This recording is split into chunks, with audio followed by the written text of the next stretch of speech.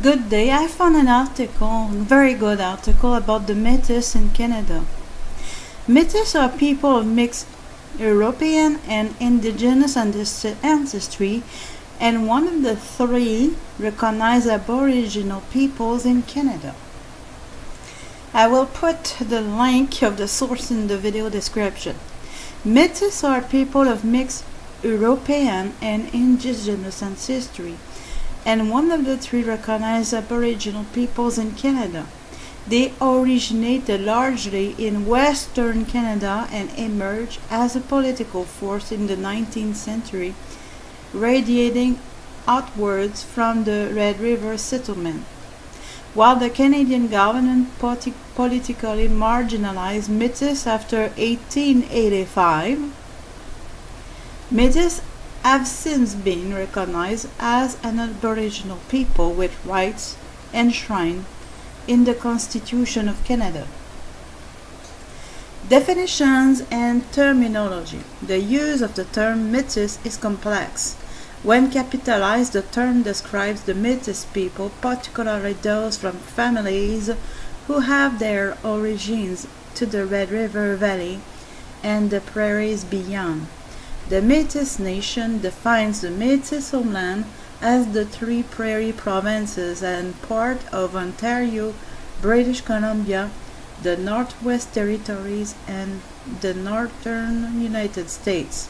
The Métis have a common culture, history, and political tradition and are connected through an extensive network of kin relations. Typically, when written with a small m, Métis refers to any community of European indigenous ancestry. It is most often used to describe mixed descent families and communities during the 18th and early 19th century Great Lakes fur trade, although some scholars now avoid using the term. Contemporary usage of Métis is also different from its historical meaning. At Red River in the 19th century, there were two prominent communities of mixed descent people, in addition to a sizable French-speaking and nominally Catholic Métis population. There was a large group of English-speaking half-breeds who were mainly Anglican agriculturists. While these interrelated communities were considered to be somewhat distinct constituencies, even though the boundaries between them were quite porous, the derogatory nature of the term half-breed between commas have caused it to fall largely into disuse.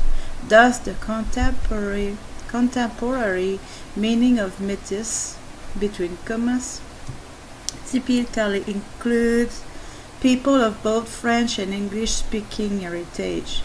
There are also Canadian legal definitions that further complicate Métis terminology. Section 35(2) of the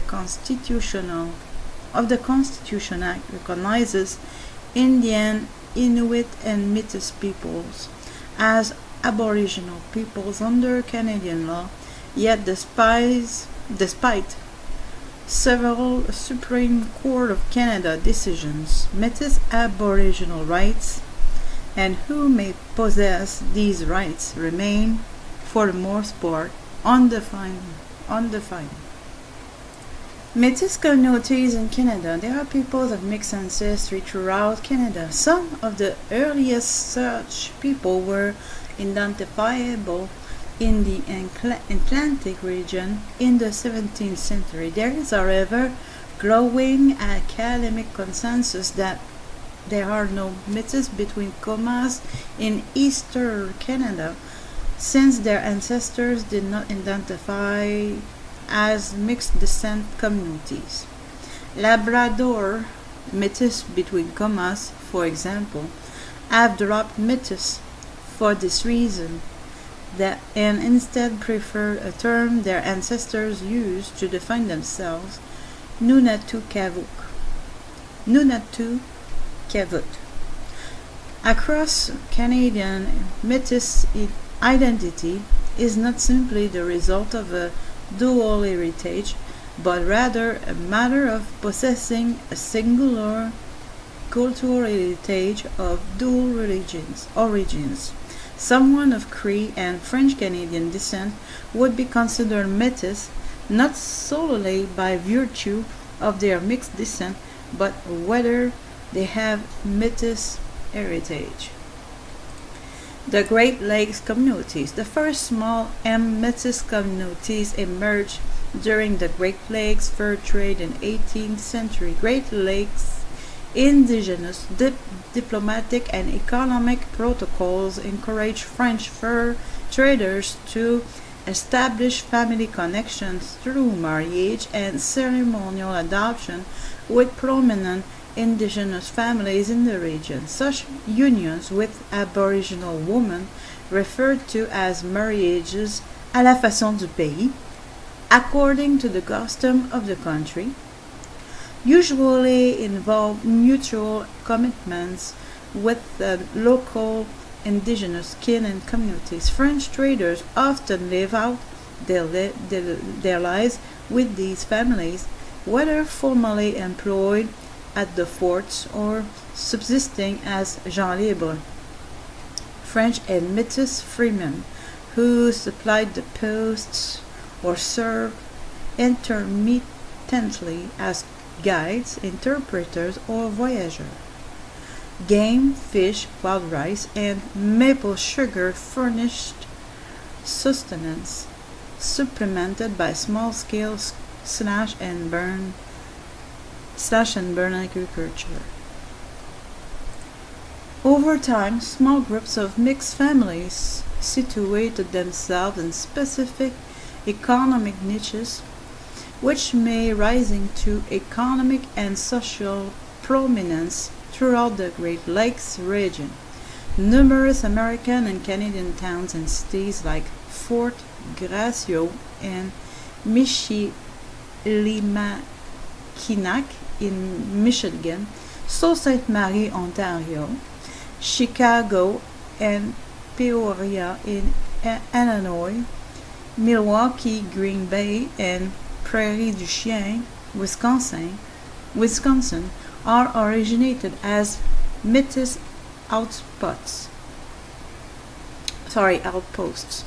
Scholarship has suggested that the application of the term Métis between commas in the Great Lakes region at this time is problematic, since these mixed communities favored terms like salters, bois brûlé, or chicot. While the term Métis appears occasionally in contemporary writing, it was used predominantly by outsiders to make sense of a complex set of relations between indigenous communities and their relatives, not necessarily by the Great Lakes Métis themselves. Likewise, the term Métis did not make its way into common language at Red River until the early 19th century, several years after the decline of the Great Lakes fur trade and the mixed communities it supported.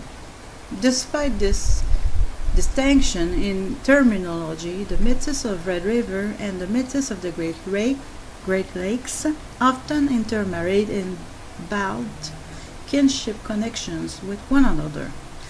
The Western Métis, the success of the fur trade in the region that the Hudson-based company called Roper's Land also relied on intermarriage. While the company initially attempted to suppress these country marriages, the effectiveness of these unions in establishing trade networks, along with the successful use of intermarriage by the rival Northwest Company, convinced the HBC, which is the Hudson Bay Company, to modify its policy. Initially, the children of these marriages lacked the distinct community and economic base upon which to build a separate entity and identity. While some HBC officers mixed children were educated in England, Scotland, and in the Canada, see Upper and Lower Canada, later the province of Canada. And other families were left in the care of the other HBC employees when senior officers returned to Europe. Not all mixed descent children faced difficult prospects. Many of these mixed descent children remain in the Northwest, living near one another and developing a sense of themselves as a unique cultural and social community. This sense of self would eventually evolve into a sense of political commonality. It was in the Red River region and on the prairies that the Métis began to make their mark on Canadian history.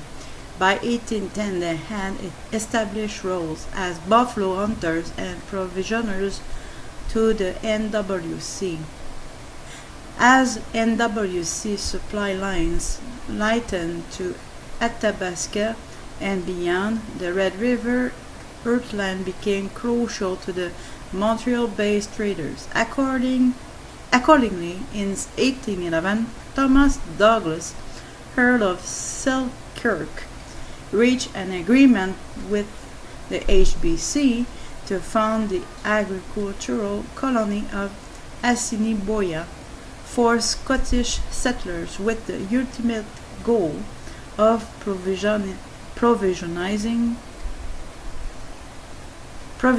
the HBC. The early Métis, who referred to themselves as bois brûlés, literally burnt wood, were allied with the Nor'westers and saw the colony as a direct threat to the NWC's trade and thus their own livelihood. Nor'wester William McGillivray admitted in a letter of 14 March 1818 that the Métis were linked to the NWC by occupation and kinship. Yet, he emphasized they one and all look upon themselves as members of an independent tribe of natives, entitled to a property in the soil, to a flag of their own, and to protection of the British government. Further, it was well proved that the half-breeds, under the denominations of bois brûlés and Métis, have formed a separate and distinct tribe of Indians for a considerable time back. The early Red River colony did not allay these fears, but rather antagonized the Métis and the NWC.